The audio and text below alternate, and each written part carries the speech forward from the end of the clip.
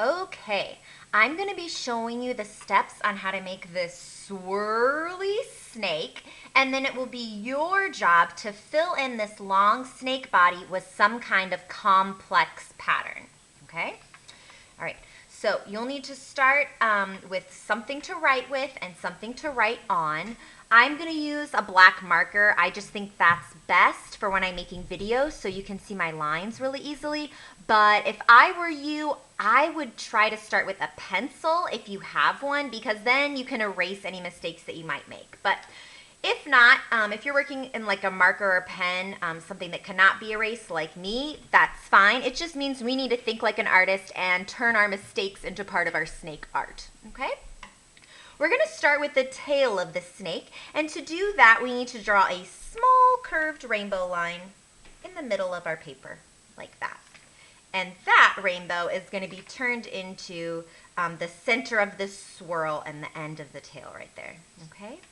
All right, at the beginning of this rainbow right here, I'm going to go down and curve to the side, kind of making like a hook, like a fish hook or something right over here, okay? And then at the tip of that hook right here, I'm going to go up and around the rainbow, and I'm going to swirl around. I'm going down, and then to the side, and then back down and stop. Okay? All right. That's one side of the snake body. Now I need to make the other side. So I'm going to go to the other side of this rainbow right here and go down. And I'm just going to follow my first swirl line that I made all the way around. And of course, it doesn't have to be perfect. Just try your best. And stop. All right, now my snake is just missing a snake head. So I'm going to draw a kind of a ovalish, I guess, kind of shape for a snake head, like that. Okay? If you want your snake to have eyes, you can add eyes. If you want him to have a tongue, you could add a tongue. Kind of reminds me of the letter Y right there. And I'm going to do two little teeny tiny lines for his nose right there.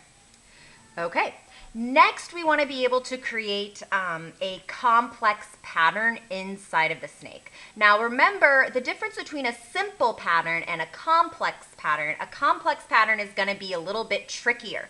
A simple pattern just has two things that go back and forth, over and over, like A, B, or red, yellow, red, yellow.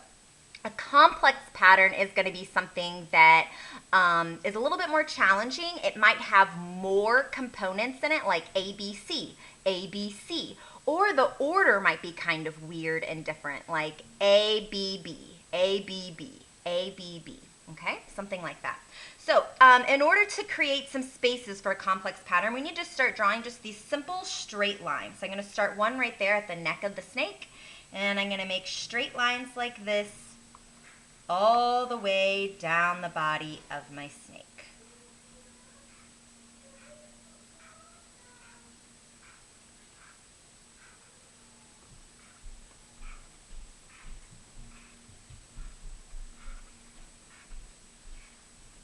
Once you have these straight lines all the way down the bottom of your snake, that will kind of guide you and show you the different parts that you want to include for your pattern. Let me give you a few pattern ideas, and then when the video's over, you can fill in your snake with whatever kind of pattern you want.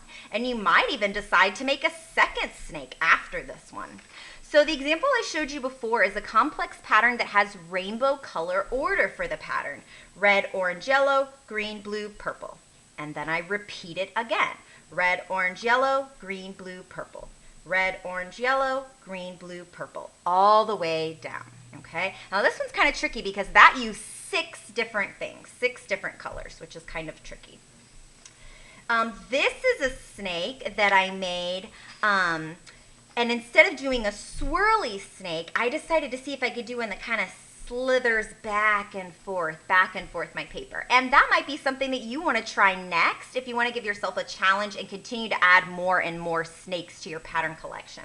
This one, I have a pattern that goes yellow, red, white, red, yellow, red, white, red, yellow, red, white, red. Okay, so that one has 3 different colors in my complex pattern.